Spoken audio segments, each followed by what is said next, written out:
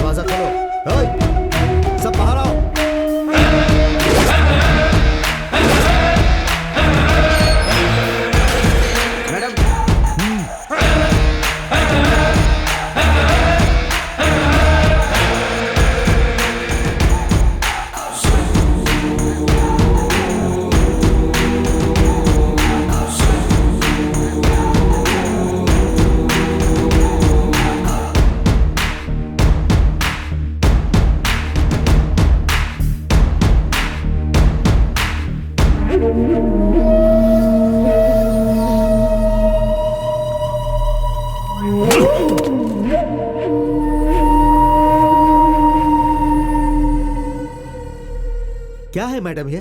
हाँ, निर्दोष लोगों को फंसाने की योजना मैंने बनाई। हाँ, अब तक आपने जो कुछ भी किया ना वो इंटरव्यू नहीं है। इन्होंने जो कुछ भी कहा वो सुन के आप मान गई, वो सच नहीं है। ये निर्दोष है, ये मानकर पेज पे पेज आपने लिखी है ना, वो वास्तविकता में नहीं है। अधूरी जानकारी से कुछ भी लिख के आप जनता की नजरों में हमारी छवि खराब कर रही हैं। मेरी राय ऐसी बनी, इसलिए मैंने उसे जनता की राय बनाई। इनके आने वाली पीढ़ी को सर झुकाकर ना जीना पड़े, इसलिए मैंने पब्लिश किया। क्या कहा? वाह, आने वाली पीढ़ी। मैडम, 80 हत्याओं के 2 गवाह पैदा किया है मैंने, ऐसा आपने लिखा। 2 गवाह पैदा करने वाले के लिए 70 गवाह पैदा करना कोई बड़ी बात नहीं है, वो भी 5 साल में।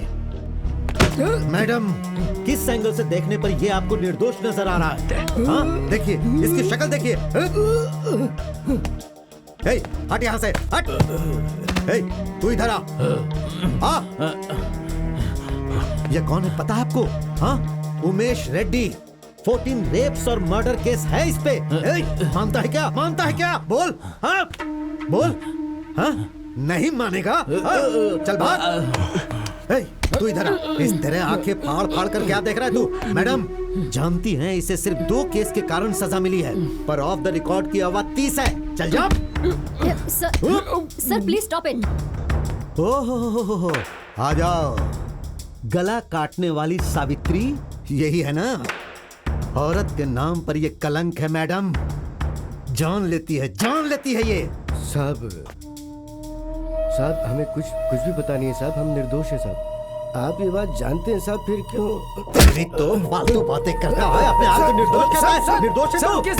तू निर्दोष है? सर छोड़ दीजिए सर। सर छोड़िए सर। नहीं तुझे। छोड़िए सर। क्या कर रहे हैं सर आप? प्रेस वालों के सामने मार रहे हैं।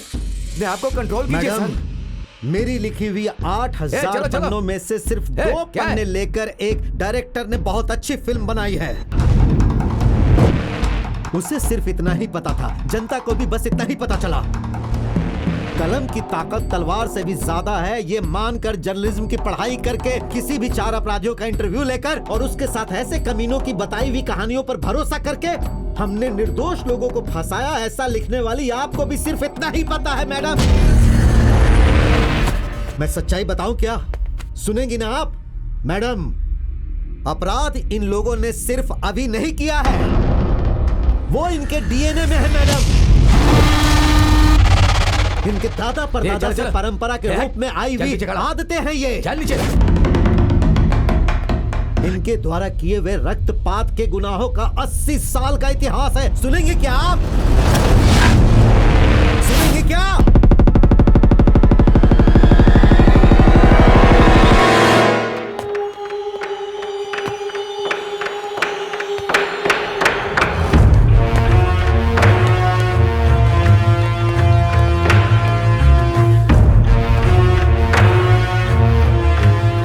स्वर्ण भूमि पे आपका स्वागत है सर।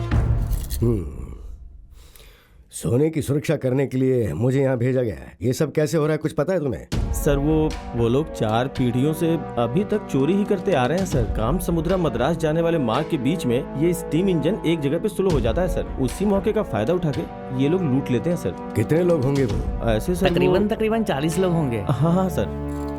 ठीक है, मुझे वो गांव देखना है, तैयारी करो। Yes sir.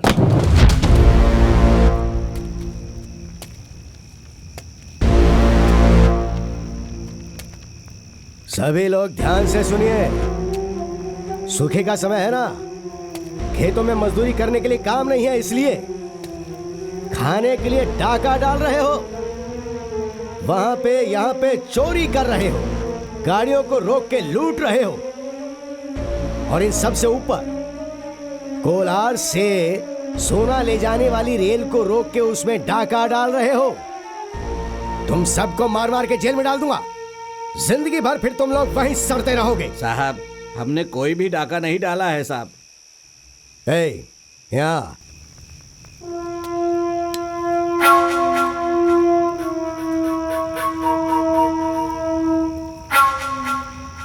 तुझे ये किसने बेचा? मुझे इन्होंने बेचा है सर। अगर हम ऐसा करते तो ऐसे थोड़ी ना रहते हैं साहब। हम जैसे पर शक क्यों कर रहे हैं साहब? हाँ? आखिरी बार खबरदार कर रहा हूं, तो जान लो, बातों से अगर तुम सुधर जाओगे तो सरकार से सिफारिश करके मैं बीज की खेती वापस शुरू करवा के तुम्हारी जिंदगी सही पटरी पे ला सकता हूं। लेकिन फिर से गलत काम करके बचने की अगर सोच रहे हो तो मैं तुम सबके सर पे इनाम रखवा के एक लाइन में खड़ा करके गोली मार दूंगा। खड़ा हो।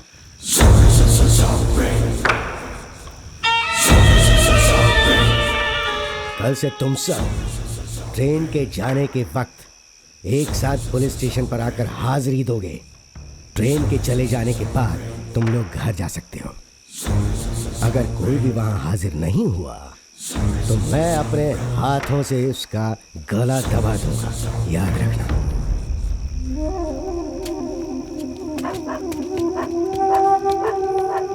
मुनियप्पा, आया हूँ साहब। तिमाया, आ रहा हूँ साहब। रमैया, यहीं पे हूँ साहब। रंगना, आया हूं साहब। सर पूरे 35 लोग आए हैं सर। मतलब सबके सब यही है ना? हाँ हाँ, सभी यही हैं सर।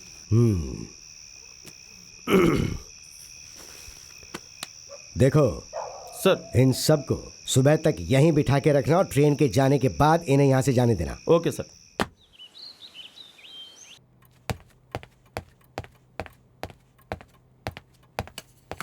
सर कल वो लोग यहीं पे थे सर, फिर भी ट्रेन के 3 डब्बों से सोना चोरी हुआ है सर।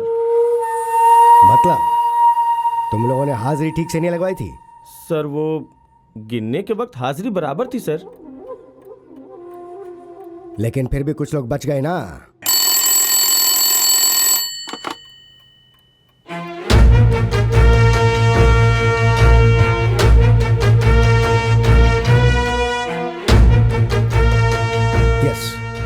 ठीक है, मैं देख लूंगा। रात को चोरी करके गायब हो रहे हैं ना।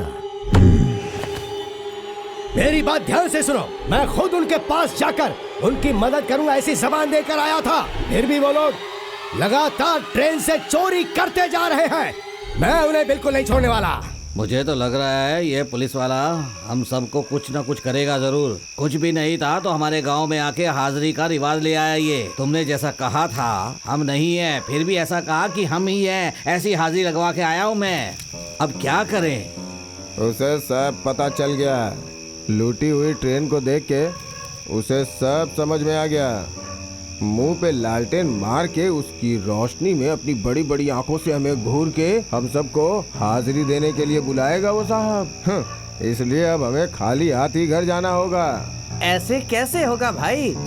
पुलिस कितनी भी कोशिश कर ले, उनकी आंखों में धूल झोंक कर ट्रेन से सोना चोरी करते थे। सारा काम अच्छे से चल रहा था। अब से ऐसा नहीं होगा। ऐसा नहीं होगा तो कैसे चलेगा? कल ट्रेन लूटनी होगी बस।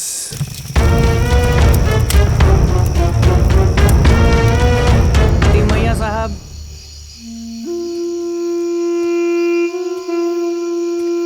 अंतिर साहब, वेंकटाचलम साहब।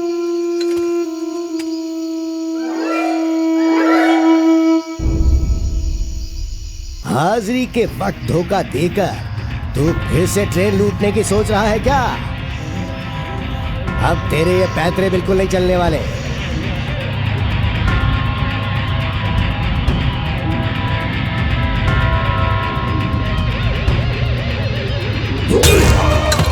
भूख और जरूरतों ने उन्हें चोर बनाया, ये सोच कर जीने का रास्ता दिखाऊंगा। तुम्हारे माथे की लकीर बदल दूंगा। कहने वाले आदमी का सिर काट देने वाले वैसे राक्षसों के खून से पैदा होता है ये डी गैंग।